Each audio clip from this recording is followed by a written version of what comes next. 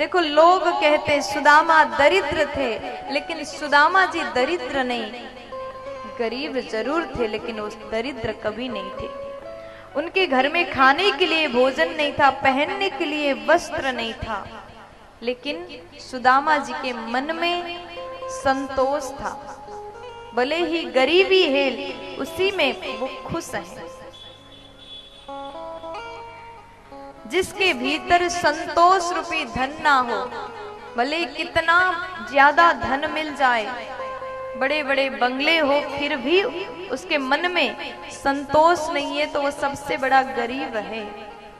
सुदामा जी महाराज के पास में धन तो नहीं, लेकिन संतोष रूपी महाधन है। और एक दिन वो भिक्षा के लिए गए। भगवान श्री द्वारिकाधीश ने देखा, मेरा जो भक्त है, मेरा जो मित्र है श्री सुदामा जी महाराज, गरीबी के कारण भिक्षा मांग रहे हैं, घर में बच्चे रो रहे हैं, मुझे कुछ न कुछ जरूर करना चाहिए। रात के समय सुदामा जी भिक्षा के लिए गए, इधर बच्चे रोने लगे, माँ कुछ खाने को दो, जोर से भूख लगी, कुछ तो खिला दो। छोटे छोटे बच्चे रो रहे हैं, लेकिन देवी सुशीला कहती है कि मैं कुछ तैयार करूंगी, जल्दी से कुछ खाने को दूंगी। आग जलाई, बर्तन चढ़ाया, पानी डाल के पत्थर डाल दिया, बच्चों को कह दिया आलू उबल रहा है, थोड़ा सा इंतजार करो। ये दयनीय अवस्था सुदामा जी के घर पर है। लेकिन कभी भगवान से कोई शिकायत नहीं किया। हमारे पास में धन ना हो तो भगवान को हम कोसते रहते हैं, आपने हमें कुछ नहीं दिया। लेकिन सुदामा के पास तो धन तो बड़ी बात, 2 वक्त की रोटी तक नहीं था। कहा जाता है कि सुदामा जी के घर में 1 किलो चावल अथवा 1 किलो आटा एक साथ कभी भी एकत्रित नहीं हुआ। सुबह जैसे तैसे भोजन किया तो शाम के लिए व्यवस्था नहीं है, ऐसी अवस्था है। फिर भी वो सुखी है। बच्चे रोते रोते सो गए। भगवान आए, भिक्षाम देहि, भिक्षा मांगा। अंदर से देवी सुशीला आई और कहा कि प्रभु क्षमा करिएगा, हमारे घर में आपको देने के लिए कुछ भी नहीं, इसलिए मैं असमर्थ हूं, क्षमा करें, माफ करें। देखिए कभी घर में भिक्षुक आते हैं, भिक्षा मांगने के लिए लोग आते हैं, तो उस समय हमें गलत नहीं बोलना चाहिए। कुछ लोग होते हैं जो बोलते हैं कि काम तो करते नहीं, मांगने के लिए आ जाते हो, अगर खाना है तो कमाना सीखो, ऐसे ऐसे हम जवाब देते हैं। देखिए आपके घर में, आपके द्वार में कोई भी मांगने आए, आपने उनको गलत वचन प्रहार किया, गलत बोल के भगा दिया, तो आपके घर में भी दरिद्रता आएगी। आपके पास अन्न है, आपके पास धन है तो जरूर दो, नहीं है, गरीब हो तो मत दो, लेकिन गलत बोलने का अधिकार आपको नहीं है।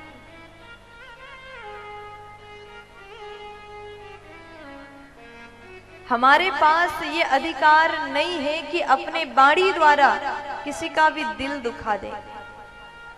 अगर आप सही से बोल नहीं सकते हैं, आप कुछ दे नहीं सकते हैं, तो बस 2 शब्द प्यार से बोल दो, आप बैठ जाओ, मेरे घर में आपको देने के लिए कुछ भी नहीं, क्योंकि हम भी गरीब हैं, हमारे पास नहीं है, जलपान करा दो, प्यार से 2 वचन बोल दो, इतने में खुश हो जाएंगे।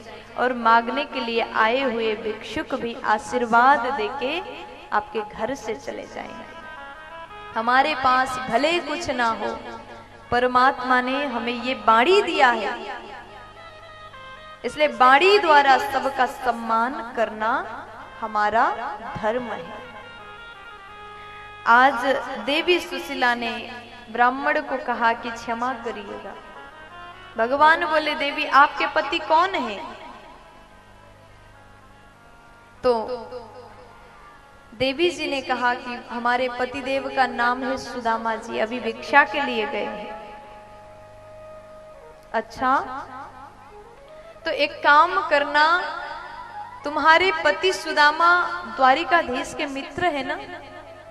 देवी जी ने कहा मुझे तो नहीं पता, कभी उन्होंने बताया नहीं, जब वो आएंगे तो मैं पूछ लूंगी।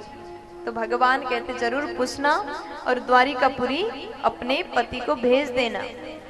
उनके मित्र महाराज हैं, सुदामा महाराज हैं, कृष्ण जी महाराज हैं, सुदामा को जरूर भेजना। अब जैसे इतना सुन लिया सुशीला विचार करती, शाम को मैं अवश्य ही पूछूंगी। तो उसके बाद में आज देवी सुशीला पति के आने के बाद में चरणों में बैठ गई और पूछा कि स्वामी एक बात बताइए, क्या द्वारिकाधीश आपके मित्र हैं? तो सुदामा जी बोले हाँ, हम लोग साथ में पढ़ाई करते थे, साथ में हमने पढ़ाई किया। अब जैसे सुदामा जी महाराज को सुशीला ने पूछ लिया, सुदामा जी बोले हम कृष्ण जी और हम साथ में पढ़ाई करते, वो बचपन के हमारे दोस्त हैं।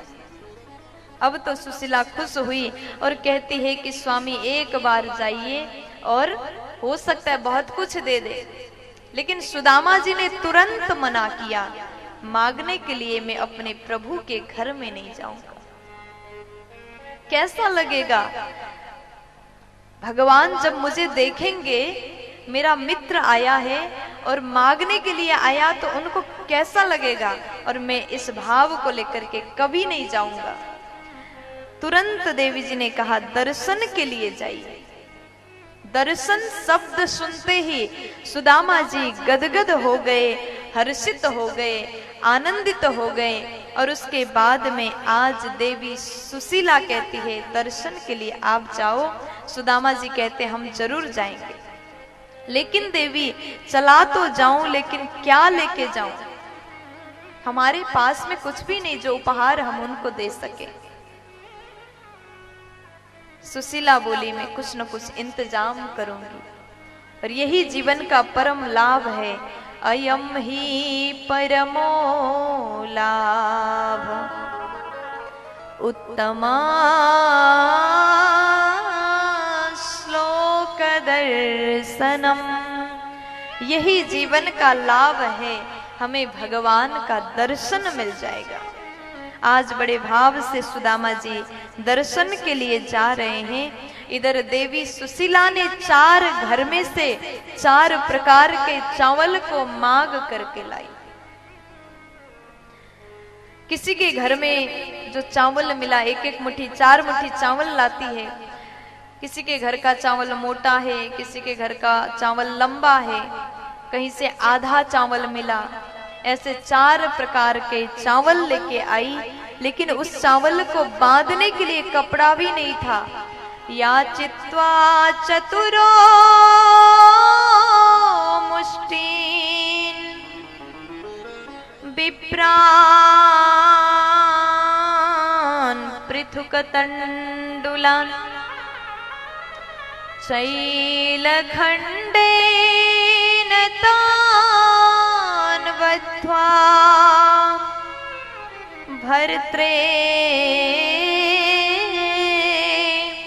प्रादादुपायनम।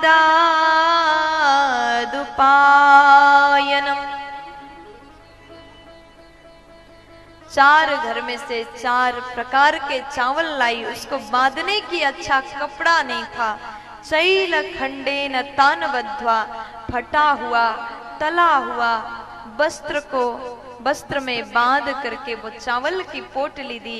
स्वामी इसको लेकर के जाइए और अपने प्रभु को ये चावल अर्पण करिए, भगवान को ये चावल भी अवश्य स्वीकार होगा।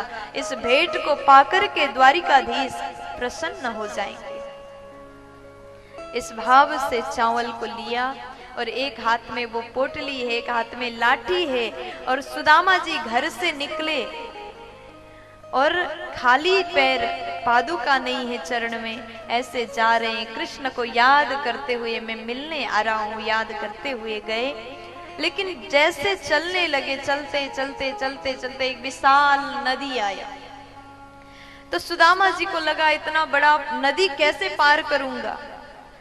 नदी किनारे बैठ करके सोच रहे थे। भगवान केवट बन के आए और प्रभु ने कहा किसी को उस पार जाना है। सुदामा जी जल्दी से बैठ गए नाव में, कहा भैया हमें पार करा दो।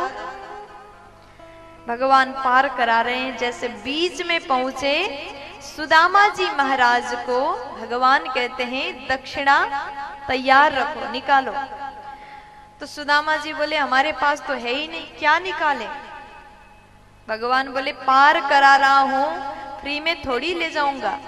और सुदामा जी बोले देखो भैया मेरे पास तो कुछ नहीं है तो सिर्फ गरीबी है। अगर नहीं ले जाना है, अगर आपको पैसा चाहिए, दक्षिणा चाहिए, तो एक काम करो, जहां से मुझे उठाया वहीं पर छोड़ दो वापस, मैं नहीं जाऊंगा।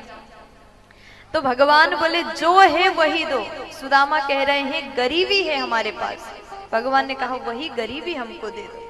तो संकल्प करके भगवान ने सुदामा जी के गरीबी को हरण किया।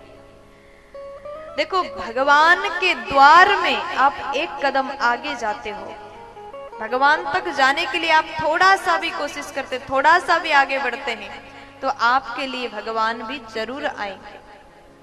भगवान कहते हैं जो तू आवे पग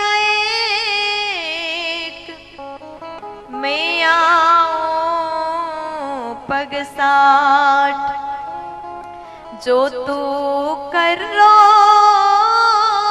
काठ सो, मेलो है कालाट। अगर तू मेरे लिए एक पग चलेगा तो मैं तुम्हारे लिए 60 कदम चलने को तैयार हूं। अगर तुम काठ समान कठोर बनते हो, अपने अकड़ में रहते हो, तो मैं भी लोहे का लाठ बन जाऊंगा। भगवान कहते हैं तुम्हें झुकना आता है तो मुझे उठाना आता है, लेकिन तुम्हें झुकना ही नहीं आता तो मैं तुम्हारी ओर देखूंगा भी नहीं। इसलिए भगवान के सामने जाओ, अभिमान को त्याग करके, अकड़ को त्याग करके। हम छोटे हैं, अपने आप को बहुत नीच दास समझ करके नीचानुसंधान करके हमें जाना पड़ेगा। हम उनके द्वार में भी बड़े बन के जाते हैं तो भगवान स्वीकार नहीं करेंगे। सुदामा जी गरीब से ब्राह्मण, आज केवल जो है तुमसे है, जो है तुम्हारा है, इस भाव से गए और भगवान लेने आए। और फिर उसके बाद में पार करके चल रहे हैं। चलते चलते रात हुआ, शाम हुआ, एक वृक्ष के नीचे बैठ गए। पेड़ के नीचे बैठे हैं और उसके बाद में पेड़ के नीचे बैठ करके सुदामा जी इंतजार कर रहे हैं, थोड़ा सा थकान दूर हो तो मैं फिर चलूंगा।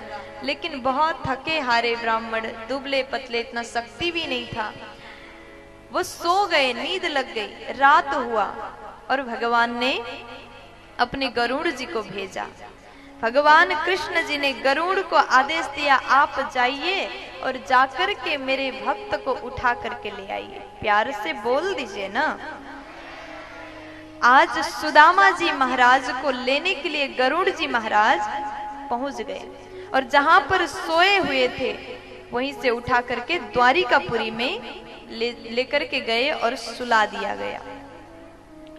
और द्वारिका पहुंच करके जैसे सुबह सुबह सुदामा जी को नींद खुली, उन्होंने आंख खोल के देखा, चारों ओर देखते हैं बड़ा सुंदर दिव्य भव्य महलों को देख करके आश्चर्यचकित हुए। सबसे पूछते भैया ये कौन सी नगरी है? लोगों ने कहा कि ये तो द्वारिकापुरी है। अच्छा यही द्वारिकापुरी है? तो उसके बाद में श्री सुखदेव जी कह रहे हैं राजन सुदामा जी पहुंचे हैं, द्वारपाल खड़े, द्वारपालों से पूछने लगे भैया मेरे कृष्ण अंदर है क्या? सुदामा जी ने जैसे पूछा, लोगों ने कहा ये द्वारिकापुरी। द्वारपाल बोल रहे हैं कैसे नाम ले रहे हो? नाम ऐसे नहीं लिया जाता। वो तो द्वारिकापुरी के महाराज हैं, महाराज। और महाराज का नाम कोई ऐसे लेता है क्या? तुमने तो ऐसे कृष्ण कह दिया। सुदामा जी कहते हैं वो मेरा बचपन का सखा है, चाहे मैं कृष्ण बोलूं चाहे कान्हा बोलूं, उनसे हमारी दोस्ती है, यारी है, इसलिए मैं अपने प्रभु को कैसे भी बुलाऊं। तुम तो बस अंदर जाओ और जाकर के प्रभु से कह दो कि सुदामा मिलने आया है।